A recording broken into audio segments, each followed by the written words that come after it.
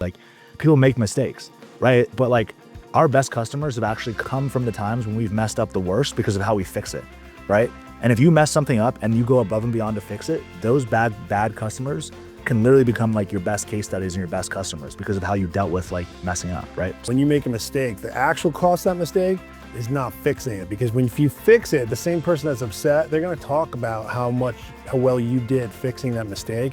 And if they don't, they're gonna talk about how bad you screwed up, and you're never gonna know how bad that communication line disperses across the community. And it's just too easy now with the online presence, Google reviews, and other things like that. And every single time we've ever gotten a bad review, we like reach out to the person, we do a deep dive into their account, we reach out to them, we're like, dude, why was this not handled, X, Y, Z, and we can usually turn most of it around. Obviously, you can never be perfect, but that's just what I would suggest doing, dude, because you're gonna make mistakes, like you said.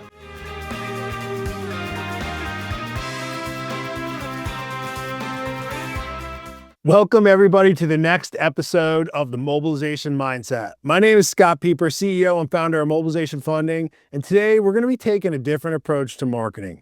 I want to show you guys how scaling your business, your construction business, with the right marketing tactics, the right marketing principles, and how and why you might be able to think about it a little different. And I'm going to use a special guest today who has done this for a lot of residential contractors, and really, really well for those bigger companies that are trying to grow as well. Kai Stone, founder of Stone Systems. How you doing, man?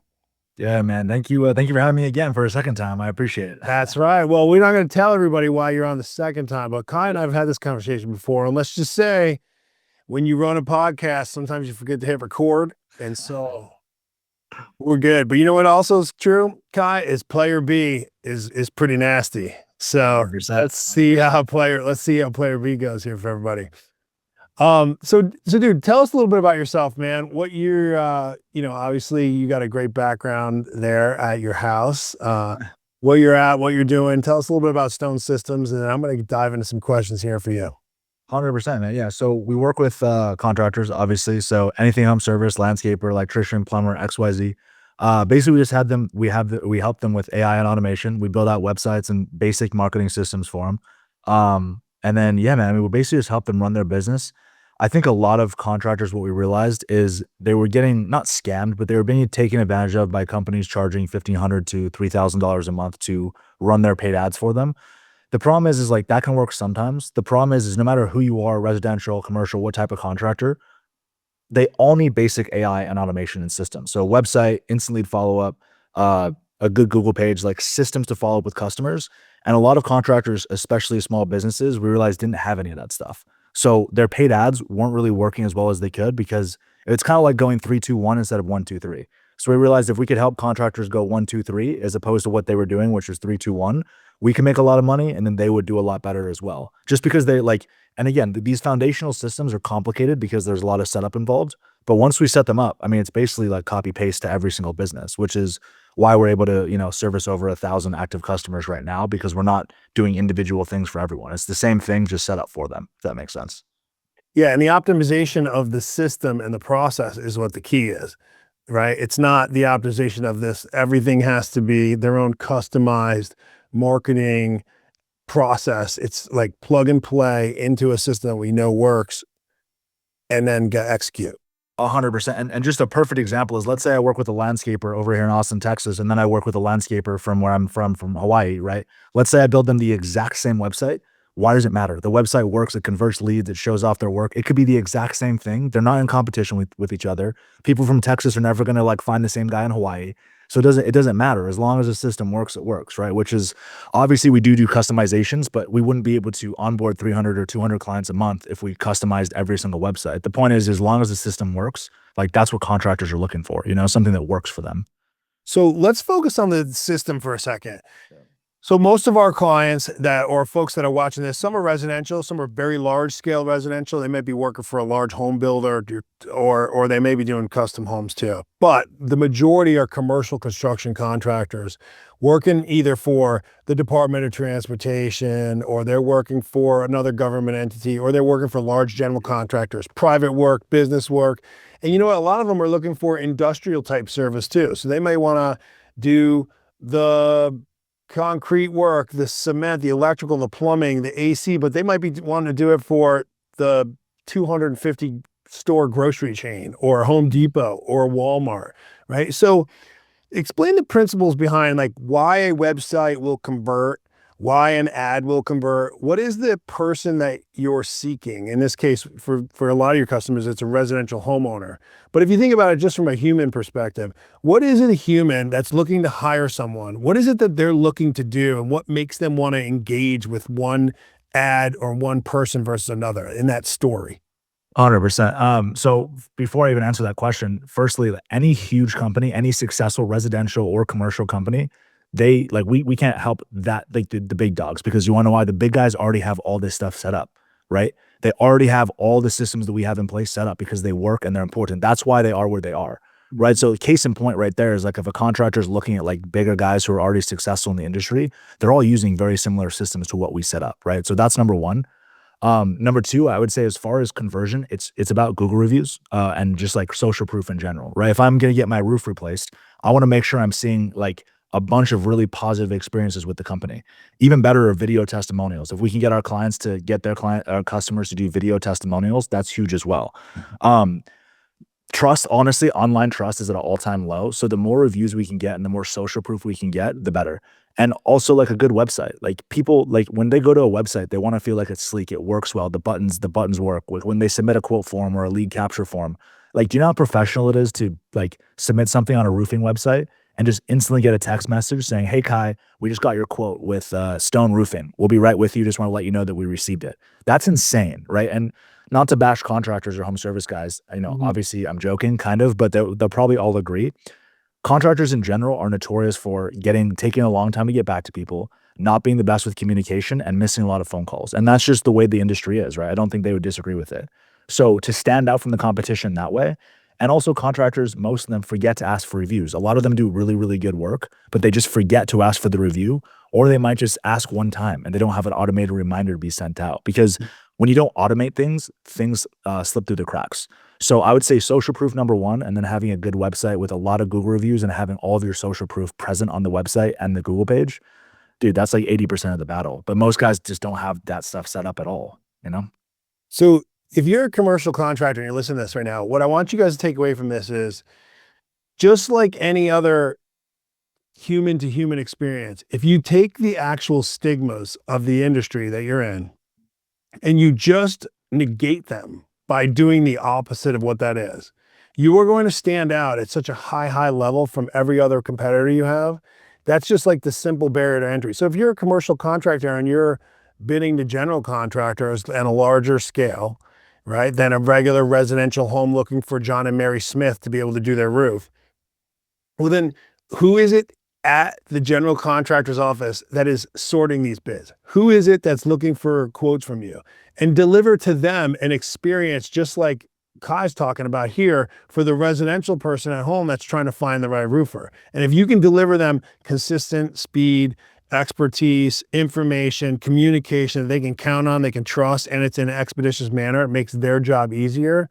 That's great marketing. And so figuring out these systems around that is the exact parallel and why I wanted Kai to get on here with you. Because what Kai hasn't talked about today is he built this system and scaled it with thousands of residential construction businesses doing home service work that were already just banging their heads and bringing on hundreds and hundreds of folks. And so these same principles in the systems are ways that you can pull from it and adapt it directly in your business. And so I want to talk about that. 100%, man. I mean, a perfect example of what you said about doing like the pro, like the, what is it? Status pro quo, quid pro, whatever it is, the opposite. Yeah. Is Yeah. yeah, even the reason our company has grown so fast is because if you contractors will be able to relate to this because they've probably all been pitched some kind of advertising service. Marketers are so full of shit, and it's hilarious because contractors are really good at picking up when someone is like full of crap, right? They have contractors and girls specifically. They have a sixth sense for understanding when someone is full of shit. So, I think what we did is we just like our best performing ads are literally me saying, "Hey guys, I'm a marketer. Let me do my best to try to stand out from the competition and not scam you like everyone else," right? And then we'll even mention in our ads as well, like, dude, we're not perfect. We have a lot of unhappy customers. We have bad reviews. We don't hit the ball out of the park every single time. But that being said, 90% of the time we can do a great job. and maybe we have to send a refund, or maybe it was a bad fit, whatever it is. But marketers are not known for doing that. Marketers are known to be making these crazy promises and promising these crazy guarantees and saying we're perfect. We've never had a bad customer. We knock it out of the park for every single customer. So by actually reverse engineering that, and literally me coming on the camera saying like we're not perfect, we have had customers that we just can't help. That almost creates more trust, because for the contractor, they're like, oh my God, this guy's being honest. Like I've had that happen to me. Right. So it's the same exact thing you were just saying. Whatever your industry standard is, like kind of go against the grain, or your industry, what's the word for it? Like whatever problems, Stigmas. like Yeah, yeah, they're exactly. stigmatisms. Mhm. Exactly. Whatever the stigmatisms are, do the opposite and you'll just go super, super far, 1,000%. I couldn't agree with that more, man. Yeah, and if you own them, like label what the stigmas are, that means that the person listening to it knows that you understand what they might be worried about, and then explain to them how you address that differently, or how they can experience something differently with you. And what I like that you said a lot is, "Hey man, when we screw up, this is how I'm going to fix it."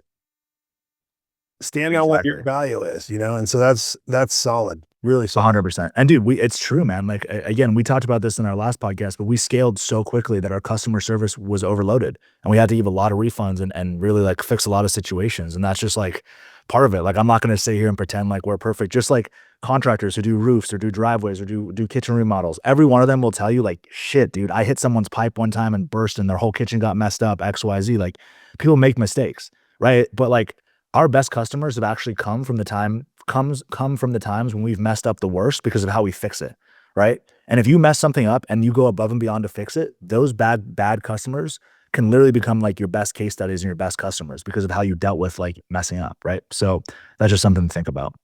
Well, it's not even something to think about. It's literally what you should do. I mean, Yeah. that's just running a great business. And some people might think, well, it's not my fault, or it's too expensive. It's the difference between chasing what story that person's going to tell about you and your interaction with you, versus just chasing a single transaction dollar. And people don't realize the cost of making them. When you make a mistake, the actual cost of that mistake is not fixing it. Because if you fix it, the same person that's upset, they're going to talk about how well you did fixing that mistake. And if they don't, they're going to talk about how bad you screwed up, and you're never going to know how bad that communication line disperses across the community. And it's just too easy now with the online presence, Google reviews, and other things like that. 1,000%. And we've had our fair share of that, man. And every single time we've ever gotten a bad review, I think we have like 250 reviews or something with like a 4.9. But like whenever we get a bad review, we're like, God, all right. So we like reach out to the person, we do a deep dive into their account, we reach out to them, we're like, dude, why was this not handled? XYZ. And we can usually turn most of it around. Obviously, you can never be perfect, but that's just what I would suggest doing, dude, because you're gonna make mistakes, like you said, 100%. Yeah. So let's talk about that. You guys got out, you scaled quick, and you failed on the service end, right? You just didn't realize well how much it was going to take on the back end of service. So you paused, Yep. you shored up your service end, and then you went back out and engaged. But Mhm. you had to also, like you said, you gave a lot of refunds. You had to you had to make a lot of investments, I would like to call it, in fixing that. Now that you're a little past that, a couple more months down the road, talk about what happened, how you fixed it, and where you're at now. Because it doesn't matter what business you're talking about, or who you focus on. Everybody has customers, everybody has businesses, and the ones they screw up. But this principles of how you went about fixing it, and then the reward on the other side, is pertinent, very pertinent. Yeah, I mean, it's we're babies, man. Me and my business partner are babies. We've only been even understanding what business is for 2.5 years. So a super classic mistake, just literally under hiring and over promising, under delivering, and just not realizing that like one of our customer service reps can't handle 200 customers. Like we just did the math wrong, right? Mm. Because when me and him were doing it, we could easily handle 100, 200 people ourselves. But what we realized, and this is another classic first time founder mistake, is your employees aren't you. Like nobody's going to be as good as you at the thing because you built it from scratch, right? So classic mistake. And honestly, like we're still fixing things because we're still like we just keep scaling faster and faster. So like we're still constantly playing catch up. But if there's one thing I could suggest for anyone else maybe doing something similar, or even home service guys as well, like you have to just have more customer support, as much customer support as humanly possible. And like when you think you like might need another rep, you're already behind, right? You're already behind. You have to overhire always. I mean, those are just the small things, dude. I've kind of come to the conclusion that business is just a never ending slew of problems that you just have to continuously deal with day after day. And at this point, like when, when shit hits the fan, like we used to freak out and get really upset. And now like when we see something bad, it's just like, just another day in the office, man. It's just how you deal with it. Well, dude, I'll tell you two things about that, and this will relate to our conversation. You're spot on. You're going to graduate Yep. to just bigger problems to solve. And if you really want to know what's scary, when you walk into your office one day and there's no problems and everything's smooth and you're just waiting for the next one to pop, that's a very uncomfortable feeling. More so than you can imagine. When you're walking in, you kind of know what your problems are and you're fixing them. They just don't feel good. But when you walk in, you don't know when the next one's going to come and you're sort of in between phases of problems. It's a very odd feeling. That's uncomfortable. Dude, I would take that feeling right now, but I'm ready for a break. Yeah, yeah. You'll get a break, but then the next phase is you just didn't know because as you grow, different things break that didn't even exist before, so they couldn't break when they didn't exist. And then, so those are the kind of things, but I'll give you a little hint, man. It's always going to be, it's always going to fit into people, process, and culture. One of those three buckets it's going to fit into. And that people has a lot to do with the relationships, whether it's your suppliers, your people, your outside vendors, of course, your internal employees. So manage those three things, man, and you can tackle them all. 100%, dude. I love it. It's good advice. Makes sense. So let's talk about attracting the right customer. Like you're trying to deliver a message. One thing I think you do really well, which has of course led to the scaling of your business, is you attracted your specific customer avatar. One, you also deliver them a message they could understand in a clear, concise way that was also entertaining and educational. So let's talk about like how you knew to do that. And then once you lay those pieces out, what's the right way for someone to go about doing it in a way that they can attract their customer base? Yeah, just one word for me, it's just polarization. That was just on the marketing side. It's just it goes back to what we said earlier. Whatever you see going on, do the opposite. And again, like just to give you an example, man, our best performing ad by far that brings us like so much business is literally me flipping out a camera like this, being like, guys, like I know I look like a douchebag frat boy, and I know I'm a marketer. You probably think I'm full of shit. Give me 5 seconds to explain why we're not. That's the hook, literally, right? So it's like contractors have just never heard something like that before. They're just so used to being bombarded with contractors. We'll get you 20 leads in 20 days, or we'll give you your money back, and we'll give you our kidney or something, right? It's like just the same ad over and over. So be polarizing. And again, that's in your marketing, right? If you're talking to someone face to face, obviously be kind, be respectful, like, follow basic principles. But if you're marketing, you have to be bold. Like we've gotten many messages saying like, we'll never work with your company because of how unprofessional your CEO is. That's me, right? But I know that overall, when you weigh out the scale, it's way better to do it the way that we do it because again, it's like I would rather have, I would rather be, what is it? Loved for who I am than like just kind of like liked for who I'm not. Or there's some quote. I don't know what it is. Loved. I would rather be loved or hated. I don't want to just be like, okay. Right. Yeah. And because the contractor market is so huge, when you're loved, right, that's millions and millions and millions of people who are going to come to us. Right. If you're hated, cool. That's millions and millions and millions of people who aren't going to come to us. But if you're just liked, you have this whole section of people that are just like, I might work with their company. I might work with someone else. But if you're polarizing, especially when you're marketing to a broad market, that's a crap ton of people who are only going to choose you because of the way that you are, right? Um, Yeah, so yeah, I hope that answers the question. it does. And like, so let's talk about this for a second. So I'll give you an example. Let's say you're a commercial contractor and you own any kind of major trade. So think HVAC, commercial HVAC, um, equipment, I got a good one. concrete, steel, Yeah. rebar, and you're trying to call on your regional to super regional type of general contractors, people that are either they're building airports, they're building regional airports, they might be building hospitals, schools, large scale commercial multi-purpose units, whether it's family units, or commercial on the retail and residential. So think about that. Like, they're in that phase. Pick any trade you want because it all applies the same when you're trying to. How do you market to those GCs in your mind? What would you do? So again, like don't have an exact script in my mind. What I would do is I would get on ChatGPT. I would explain the exact situation. I would say I want to be polarizing and say some crazy shit and just stand up for my competition. The Meta and Google and AI is so unbelievably good now that you can just say a script. You don't have to have any targeting. They know exactly who you are. They know exactly who your ideal avatar is. You can just get on the camera and say exactly what you're looking for, run the ad, and it will target the exact person. Now, that being said, one crazy example I saw the other day, especially this has to do with the Epstein files coming out, and this was like talk about polarizing, but there's a video and it's for an HVAC company or something, right? Or it's for like some truck repair company.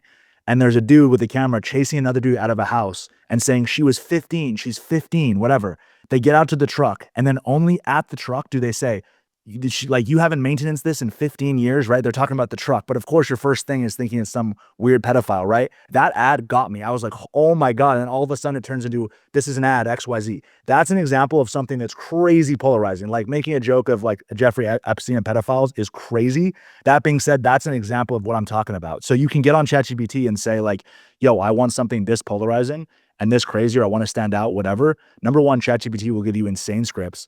And number two, again, the AI is so good that you just run whatever you want and the AI will find the best ad and serve it to your ideal avatar. Like every single time. It is ridiculous how much better it's gotten in the last 2 to 3 years. It's wild. So explain that in a second for folks that don't understand what you mean by the AI has gotten so good. It'll give you a script and find your avatar. Yeah. What does that mean? Like break that down for a second. 100%. So if you're a GC or any kind of contractor, you're probably familiar with running Google ads or running meta ads, which is meta ads is running an ad on Facebook, running an ad on Instagram. It used to be that back in the day, you would have to film an ad, you would have to go target your specific area and say, hey, I'm looking for people who are roughly 20 to 30 years old, male, who are interested in, skateboarding and, rock bands, XYZ. You try to find your ideal person who you think wants to buy your product, right? Now, Facebook's algorithm and AI is so good. And by AI, I just mean AI algorithm. Like Mark Zuckerberg, like the algorithm is so good that all you have to do, you don't have to do anything else besides film the ad, click run, and it will find the exact person that your ad is for, right? Like that's how good it is. So the AI is so good, the machine learning is so good that it will find the exact person that you are looking for anything. If I run a carpet cleaning business and I say 50% off all carpet cleaning this month, right? It knows I'm in Austin, Texas. It knows I'm a carpet cleaner. It's going to go look for people in the area who have recently searched carpet cleaners or are somewhat interested in a carpet cleaning service. So my point is you don't have to be a master at meta ads or a master at marketing. You just have to be a little bit creative, and the algorithm will do the rest. It's all about who is the most creative, and that's just it. It's insane. So creative is literally everything. So the creative being, what are you putting on the screen for the AI to read? And if you just do a bunch of variations of that, you have unlimited shots on goal, literally. Yeah. And then making that content so that it either fits, it's educating or it's entertaining or both is a key. You mentioned last time that was really, I kind of resonated with me. It's got to be entertaining. It can be polarizing, but that's a form of entertainment, right? And so, or it could just be humorous about a scenario that's very common or typical. But again, you should have different forms of content. So educational content and then like direct call to action content. So like if I'm trying to sell a website, I might post a piece of content and say like, contractors, like you probably don't even know, but your website sucks. If you don't have this, if you don't have this, and you don't have this, you're screwed. What you need to do is do this, this, and this. I'm not pitching anything, right? But now they're becoming problem aware and they're like, oh, I do have that problem. Okay, well, I'll take note of that. 24 hours later, they see me on another ad saying, contractors, what we do is we help you fix XYZ, all those problems I just listed in that other video, right? So you're making them problem aware with one. You're basically just bringing them into your giant funnel of content, labeling them with a problem, giving them educational content, giving them free value so they can go do it themselves. Nobody ever wants to go do it themselves. And then, hey, guess what? Now I have the solution to your problem. It's the same thing if you run ads for anyone. If you're an HVAC company or you're doing roofs, right? It could literally be like, dude, if you're hearing weird sounds in your roof and there's a little bit of a leak, like this is what it could cause. You could be screwed in 24 hours. And then the next video they see from you is, hey, guess what? We're the one who fixes that problem that we just talked about. So and the algorithm will feed it in the exact order that needs to be fed to the ideal avatar. That's what I mean by AI learning. It's crazy. Yeah, it'll give him the problem one first and then show him the solution one second. Exactly. And then social proof third, or social, whatever they think that person needs. If that person's a quick buyer or a slow buyer, they'll also, if they need more social proof, they'll kind of space it out a little bit because they have everyone's buying behavior, right? Because they track everything. So it's like, like the way that you look at ads, Scott, might be different than the way I look at ads. Like, I'm an easy sell. They might only need to, show me 2 or 3 ads in the algorithm and I'm buying. For you, it might be 20. But regardless, the machine knows, right? They just send you the button to hit. Exactly. Instant purchase, guys got it. I'm an easy sell. Exactly. You might be harder. It depends on the person. That's great. Yeah. So what else is there that you thinking out there? So again, you and I own this commercial subcontracting business. Mm. We're growing, but we're not growing the way we want, or we're not getting the right customers we want. Maybe we're the right size we want, but we've banged our head against these customers that they're not a great fit. We get the job done and we get paid, but we don't make as much as we thought. It's slow, it's inefficient. We're trying to get something different or better. Like what would you do? What else Double your would you prices. Double your prices. You have to charge more. And if you say like, oh, like I don't want to do that, it's because like your product's not that good. Like people should be shocked at your price, right? People will pay for a premium. You also deal with better customers. You're gonna deal with less customers, but you're gonna make more profit because you're gonna have better customers and they're gonna pay more, right? So that's the first thing I would look at. Again, like we've thought about doing that a lot. And business is business, right? Like if you're dealing with that problem, bad customers, low profit, XYZ, like you might need to up your price. That's the first thing that comes to mind. But that being said, like if you can just get good at marketing and you can fill your calendar and fill your schedule with consistent jobs, then all it is from there is hiring, which is why I think like you have to understand marketing. You have to have the systems in place, have the yard signs, have the car stickers, have the truck wraps. All that stuff is like a one-time cost. Have the website, have a basic foundation in place, and then either up your prices if you're having that problem, or you have to get really, really good with advertising. I mean, those are the two main routes, or you could expand the business. You nailed it though with something because you can have the greatest ads on earth. But if you don't deliver a great experience to that customer when you're there and you don't perform, you don't do what Yeah. it is you do, then your great marketing will actually work against you because you showed one thing and then delivered much less of a thing, and that negative word of mouth will permeate forever. 1,000%. And we dealt with that exact problem. And that is you're gonna deal with that problem when you scale regardless, but it's just how out of hand do you let it get, right? Now that being said, it's a lot easier to, refund someone $297 than completely ruining someone's roof or their pool or something. So I feel contractors, right? Like you guys are in the field swinging the hammer. You're face to face with the person. You're in their home, right? So it's a lot more gnarly, but the same principles kind of apply. You know, Yeah, just fix your stuff. That's all. 100%, They'll get it to 100%. the long term. Fix it once and you'll be good. They'll talk And about sometimes that sucks, dude. Sometimes having to go back and fix something is like the absolute worst feeling. I can't even imagine for contractors who have to, spend all the money on extra materials, go out, hire the rep, get them back in the door, fix up the problem, hope the person doesn't want to kill you, XYZ. It's a whole thing. That's why I stick to online business. Yeah, I love it. Yeah. So let me ask you a question. So you talk about Google Ads, and you mentioned finding ways to get people to either provide video testimonials or Google not Google Ads, but Google reviews. Yeah, yeah. What do you suggest is the right way and the right time to either ask for something like that or present it? Great question. So you always do it when the customer's at an emotional high. Always. What that means is you just did Sally's floor, you just did Sally's roof or whatever, and she comes home and she's like, "Oh my god, this is freaking amazing! You guys cleaned up after yourself. It's perfect. It's not leaking anymore. Like, this is amazing." Right, right there when they're on that emotional high. A, you ask for the Google review, and if you want, B, be like, "Sally, like, thank you so much. Like, honestly, there's so many guys who do a horrible job. Would you mind me like just taking my camera, or you could do it yourself and just film me a quick little video, and just letting us put it on the website?" And when they're in that emotional high, that's when they're the most likely to do it, and you're gonna get the best review. Do not leave Sally's house and let Sally be like, "Yeah, I'll send you that review later." Like, "Yeah, I'm just gonna eat my lunch." No, Sally, listen, love you to death, girl. We're gonna do this shit now, right? In a nice way, but it has to be now. That's the best advice. I swear to God, that is the best way to get testimonials. Well, you're right, especially when you exceeded their expectations. Like again, you cleaned up the floors, and these sound like basic things, but again, there's a stigmas that don't happen. You have to realize they might, if they're basic for you, they're not basic for the rest of your competition. So, Yep. and that's true for a commercial site too. Anything.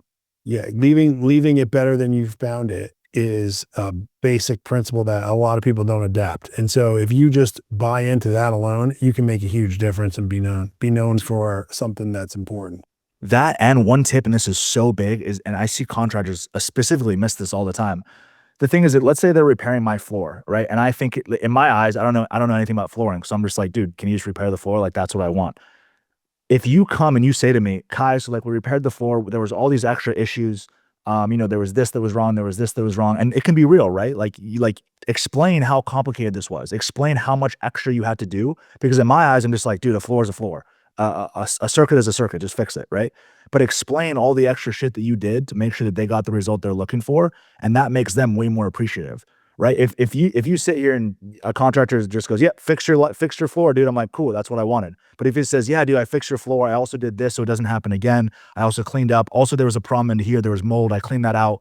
Also, there was a little bit of black mold growing in your bathroom. I just got that out for you as well because I saw it." I'm like, "Oh my god, dude, that's crazy. You're the boy." Right? So Yeah. explain all the complex shit that you do on top of it because otherwise it's like, cool, like it's just a transaction. I paid you to do my floor, you did my floor. Cool. Now we're here. If you Right. explain all that other stuff, now I'm like, "Oh my god, this guy went up way above and beyond." And guys will do the extra shit and not even say that they did it, which is just Yeah. like wasted work in my opinion. It's nice, but Right. it's waste, you know? Yeah. Do it right. And then there's Tell nothing them. wrong with letting people know exactly what you're doing. I agree. Exactly. Couldn't Exactly. agree more. 100%. And then get that emotional high and then get that review on the spot right there and then 100%. And make them feel good about it too, being like, "Oh, like we love doing good work. Like we'd love to feature you on the website for a quick story." You know, like people love that. All right. So pushing back against you on one thing, let's say someone's sitting here themselves going, all right, cool. But my industry is just, it's more polished. They don't want me to be way out there like that. How Mhm. can you still be very entertaining and polarizing, but yet professional at the same time? Yeah, that's a great question. So obviously, if I was working with lawyers, I wouldn't be saying the shit that I say, right? So like I would you have to be kind of a chameleon, right? So if I'm working with contractors and the average and the mean is here, I know I can go way up here with the crazy shit I say. If I'm working with lawyers and the mean is, let's say, down here, I know I might only be able to go here. But guess what? This is still very polarizing if I'm working with lawyers. I just know I can go way more polarizing if I'm working with contractors. So I mean, it comes back to just read the room, bro. Read the room. Read the industry and know who you're working with. I would not be saying the stuff that I say if I worked with lawyers, a dentist office, or professionals.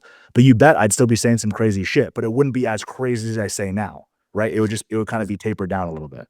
And by crazy shit too, it Mhm. doesn't mean that you have to be talking about the Epstein files. It could That was mean, wild. yeah, I think it could just mean that you're willing to talk about that thing Yep. in your industry that no one else likes to really bring up, which means it could Exactly. be the fact, like the stigmas. It could literally be the stigmas. Hey, look, man, I know that most people never call back. I know they try to change order the job to death. Most people bill it low and then invoice over the top. We don't do that. Like that's polarizing by itself. Just throwing that on the table, like one of those stigmas is polarizing. So don't listen to what Kai's saying right now and think you have to actually Yeah. explode, be so explosive politically or cross barriers of, political nature that you just don't want to cross. It can be polarizing in your industry for the things that everyone talks about, but no one wants to talk about out loud. Pull those out first. That's a fantastic point. I probably should clarify that. This obviously is completely industry specific, right? Like if you're making, let's just use an example. If you're trying to blow up on YouTube and you're making videos about politics, it would be good for you to be crazy polarizing, either go really far left or really far right, because that content's going to blow up and you're going to piss off a lot of left or a lot of right, depending on which way you go. But if you're in that industry and you're trying to do a YouTube channel, that's where that is, you have to be even crazier because you have to be even more polarizing, right? But if you're just a roofer or a commercial, like again, it goes back to where's the baseline for your industry and just be polarizing compared to that. It could be here, it could be here, it could be here, but always know where that baseline is, right? That's what I mean by polarizing. And that can change industry to industry, right? Yeah, and even if you were a lawyer, every lawyer runs around. Everyone sees lawyer ads, right? And they're all the Yeah. same. We're the best. We go to court. We Yeah. fight. We're Yeah. get us, blah blah blah. But Yeah. you know what I think would be interesting for a lawyer, and I'll use this as an example of what exactly we're talking about. If a lawyer got on there and say, "Hey, you know what? Like this industry is brutal. We make all the money. You guys fight forever. The court system takes forever, and then we pay. You have to pay us, and it's brutal." Well, let me tell you something. That's true. Okay. Yes, that's going to happen. But with me, I'm going to pick up the phone. I'm going to deliver quick calls. I'm going to give you an explanation and I'm going to win. And here's how I'm going to win. Blah, blah, blah, blah. Like that, just addressing that feeling that people have where they're going to hire this attorney at an hourly rate. They're going to be inefficient, not follow up is going to get people going to have so much buy-in to that just because you recognize it. And that would be polarizing. And that's Yep. also professional. 100%. And what you just did with that, you just had an ad right there. You just called out a problem and then you called out like what they're going through. And then you did what's called a unique mechanism, right? The unique mechanism is how you specifically have a unique mechanism to fix the exact issue they're going through. So 100%. And that's how every ad should, I mean, there's different ways to structure ads, but it's like the meat of the ad is like, what is unique about you? Cool, you called out the problem, but if you just call out a problem, like, what's your solution to it, right? Right. So you have to have a little bit of a unique solution. And dude, you can kind of have the same solution as everyone else, just word it in a different way. Like your service delivery could be the exact same as someone else, but just word it in a slightly better way or a more polarizing way, right? It's just that's advertising 101, you know?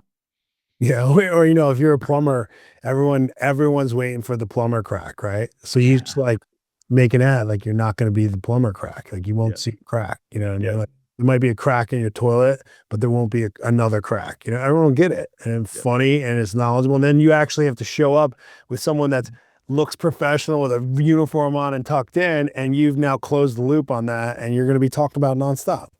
Exactly. Exactly. That's an example of being polarizing in that industry, man. 110%. Yeah. I love it.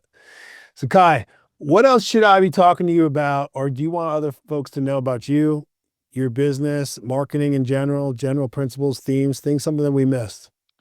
I mean, nothing specific. I can just tell you if you're a general contractor or, you're doing commercial, whatever you're doing, like you have to either learn this shit yourself, learn AI and marketing yourself, or hire somebody to do it, right? I'm not saying you have to hire us or XYZ, but like find a company or take it in-house, but don't just sit there and close your eyes and your ears and pretend the AI revolution is not coming. Because I've seen it. I look at thousands of accounts every single day.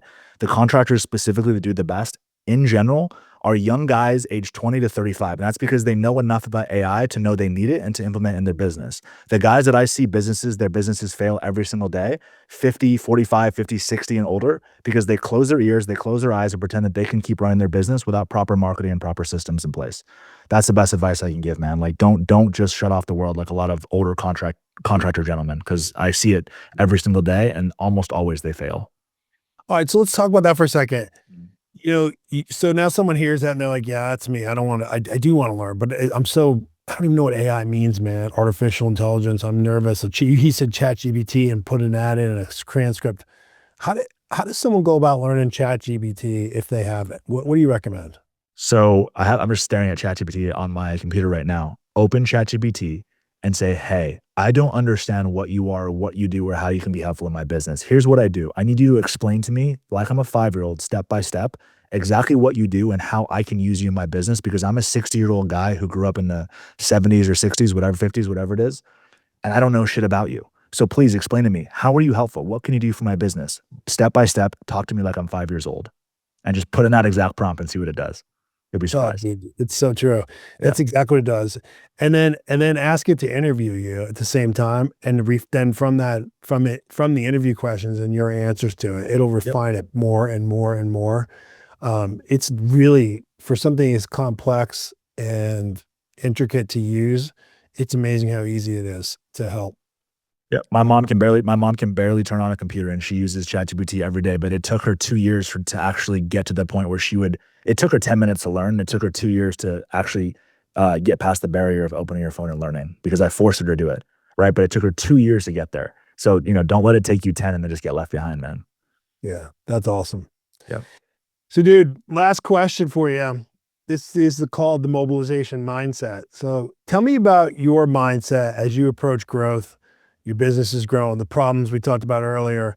Every business, and certainly commercial construction contractors, residential contractors, and any other business that's listening to this, they're all the same. You're fighting problems, people, process, culture. What's your mindset to knowing that fact, but yet showing up every day and getting the job done?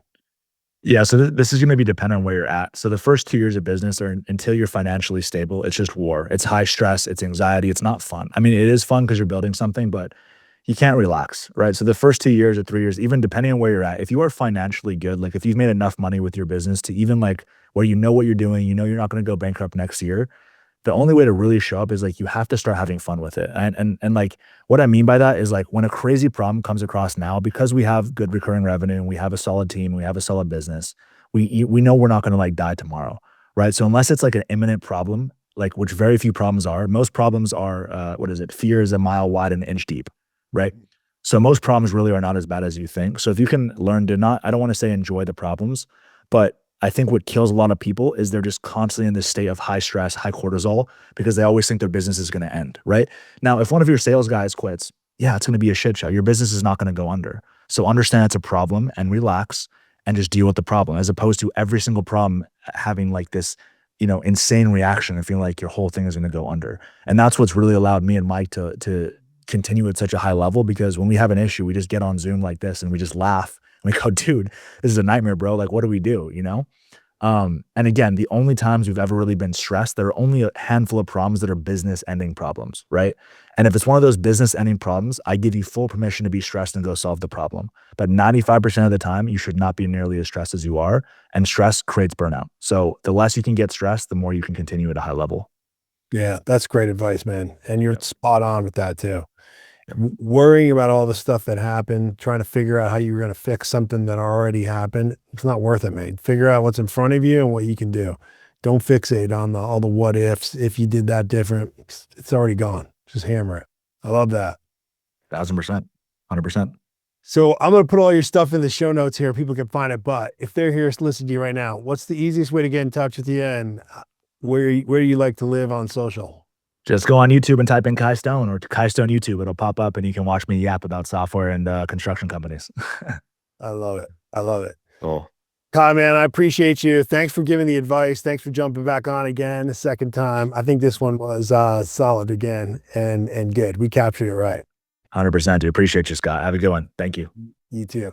Well, everybody, I hope you liked this episode. Give Kai a follow. Check out his YouTube channel. Take these principles and implement it in your business. If you have any questions, you can find us at Mobilization Funding on our YouTube channel, our website, mobilizationfunding.com. In the meantime, everyone, have a great week and God bless you.